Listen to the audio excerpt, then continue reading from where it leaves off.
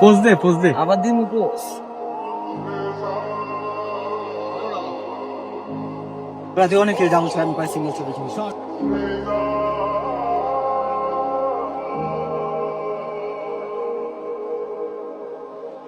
দাঁড়া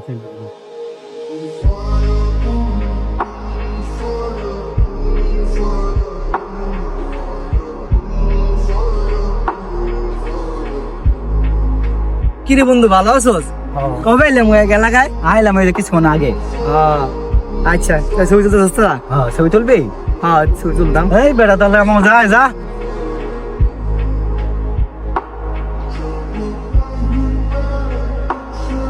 পারিস না? আমি জানি না তোর পিলাই, কিন্তু কামরা ঠিক হয় না। তোর লাগে আমার যায় বেটা। আর শালা তো বেশি বোঝে বেটা। ওই ছোট মোটা খেত বা আমার লাগে তুলনা দেওয়া রে। এগুলো করলে চলবো ক? উচিতটা কইলা বেমুনে তোমাকে। জায়গা জায়গা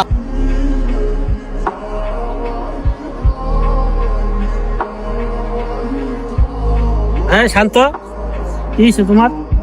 শান্ত আছো? ভাই আমার ওই যে ঢাকাতে বন্যা পাইছে তো, ওখানে গেছিলাম ভাই দেখা করতে। পরে আমার ফোন করে দিল ভাই, আমার বাপের টাকা পয়সা নাই, গরিব বিলা ভাই। আমার আজকে ভাই ফোন করে দিল, ছবি তুলতে গেছি ভাই, বললো ছবি তুলতে তুলে দিব। পরে আমার একটা ক্যামেরা ভাই দিয়েছে। কি বলো, চলো তো, আসো তো। না ভাই খাও ভাই, আরে আসো। বললাম না ভাই, ও বলছে না, অপমান করে লাভ নেই ভাই। না না, চলো চলো চলো, দেখে আসি।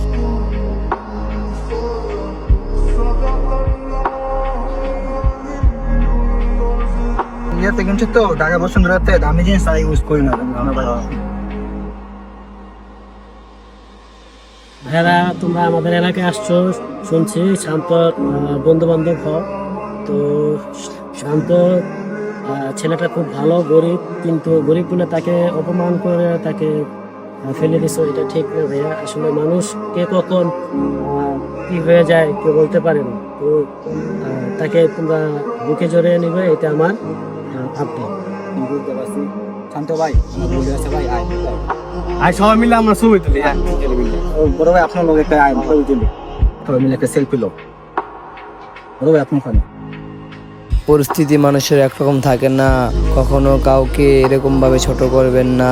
আপনাদের বন্ধু বান্ধব কেউ যদি হয়ে থাকে, ভিডিওটা যদি ভালো লাগে ভিডিওটা শেয়ার করবেন, আর ভিডিওটা কেমন হয়েছে কমেন্টে জানাবেন। মানুষের পরিস্থিতি বুঝে মানুষকে সম্মান দিবেন।